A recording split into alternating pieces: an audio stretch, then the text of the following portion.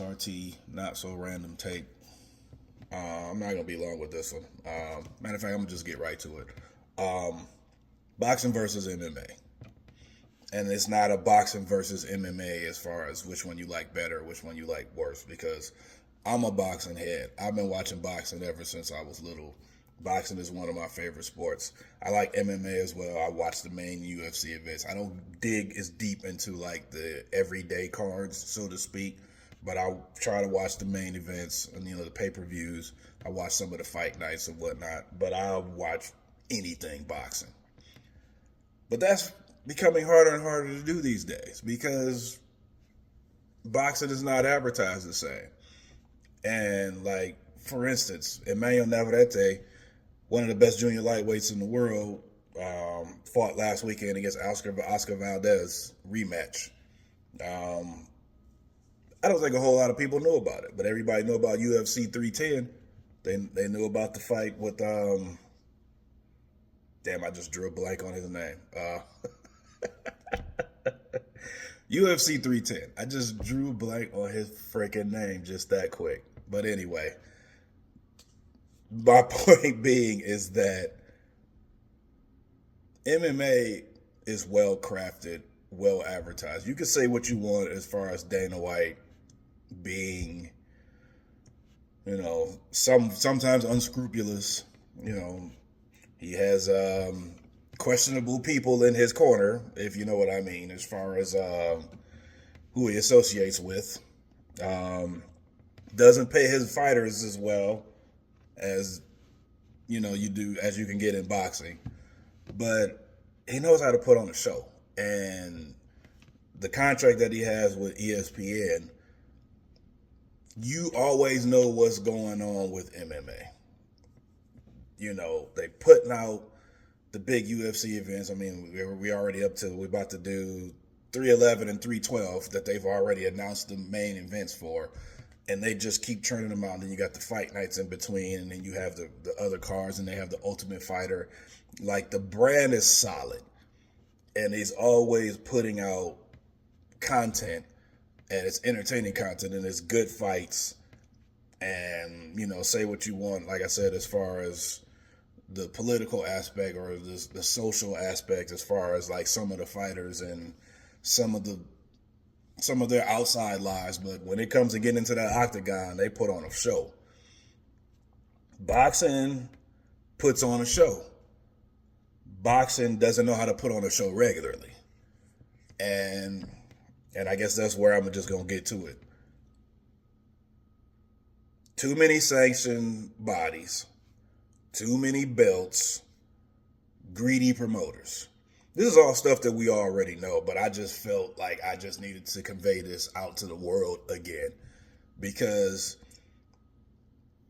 and I hate to say it because I'm a boxing head. I mean, if it's a championship bout with great boxers coming on, and it's an MMA bout, like a pay-per-view, one of the numbered pay-per-views, I'm turning on the boxing first because that's just me. I just love boxing. It's just something about, the sweet science of it all, and you on your feet all the time. I mean, not that I got a problem with getting on the ground and grappling because there's some good grapplers and good wrestlers in MMA, and some of that is uncanny, but I just like boxing.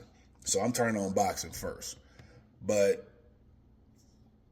it's kind of hard to do when your product is either subpar or invisible because you don't know what's going on because they spend too much time negotiating, debating who's going to fight this person, you're going to fight this person, how much it's going to be, where it's going to be at. I don't like this number. Let's go back to this. Where we're going to have a rematch.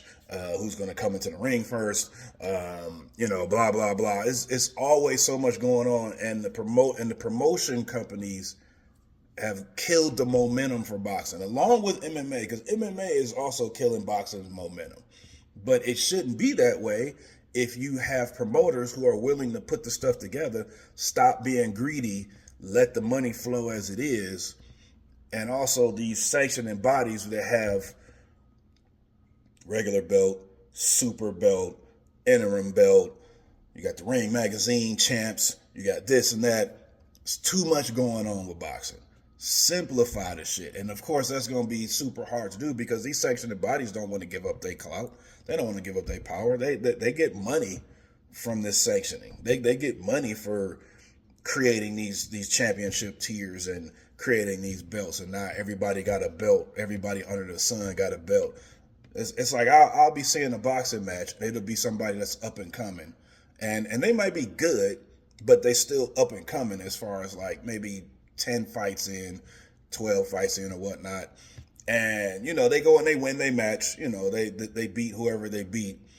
And then all of a sudden, it's like they come out with a belt. It's like you the USA NABO lightweight super non-committal intercontinental champion. It's like, what? It's too many belts. Too many belts. Too many belts. You got the WBC, WBO, IBF, WBA. And then the other thing that I was mentioning, because that's actual sanctioning body, I think NABO or whatever. It's like, what are we doing? Can some of y'all consolidate? Can the WBA get with the WBO or the IBF get with WBC? Can we consolidate this? Can we just have fewer belts? Can you, or just be like MMA? One belt, maybe an interim belt. Because I know you got like Bones Jones is the heavyweight champ, but I think Aspinall is like the interim because, you know, the whole thing that was going back and forth with the heavyweight title. So yeah, maybe a belt and a half. But to have 4 to 5 belts across the whole tier of the weight class is killing the vibe. It's killing the momentum these days because, yeah, it's fun to say, well, this person is better than this person because they got this belt. This person better than this person because they got this belt. But then when it comes to making the matches, now y'all want to sit there and sit on your belts and rest on your laurels like, well, I got this and I'm better than this person. But y'all ain't fighting. Y'all ain't putting the money up and it's not happening. And it's sad and it's annoying to me because I love boxing. Like everybody should have been watching this Navarrete Valdez fight because Navarrete is one of the best in the world. I mean, this dude, he don't care. He just get in the ring and it's like, all right, I'm just gonna punch.